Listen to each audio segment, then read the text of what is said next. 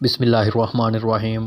السلام علیکم ناظرین کرام، اگر آپ مسلسل محنت کے باوجود رزق کی تنگی، قرض کی پریشانی یا پھر کمائی میں بے برکتی محسوس کر رہے ہیں تو آج کا یہ قرآنی اور آزمودہ وظیفہ دل سے اپنائیں۔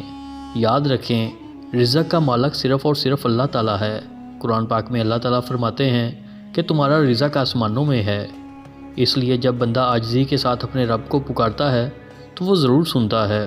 ناظرین کرام، نماز اسلام کا سب سے اہم ستون ہے اور ایمان کے بعد سب سے پہلا فرض ہے جس کا حساب قیامت کے دن لیا جائے گا۔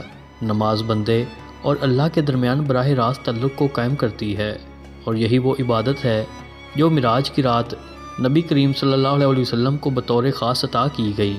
قرآن پاک میں اللہ تعالیٰ فرماتے ہیں کہ نماز قائم کرو، بے شک نماز بے حیائی اور برائی سے روکتی ہے، اور جو بندہ پابندی سے نماز پڑھتا ہے اس کے دل میں تقوی پیدا ہوتا ہے اور وہ گناہوں سے بچنے لگتا ہے۔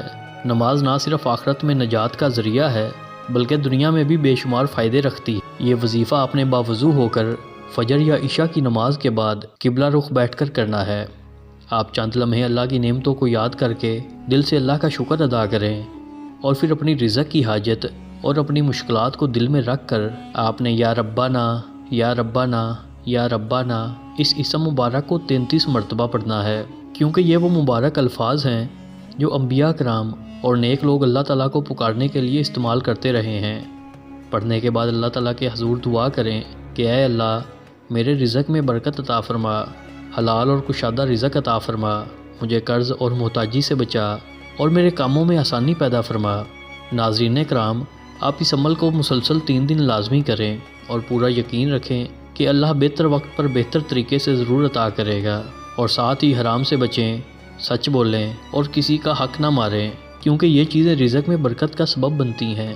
یاد رکھیں، وظیفہ کوئی جادو نہیں بلکہ اللہ سے تعلق مضبوط کرنے کا ذریعہ ہے، اور جب یہ تعلق مضبوط ہو جائے تو زندگی خود بخود آسان ہونا شروع ہو جاتی ہے۔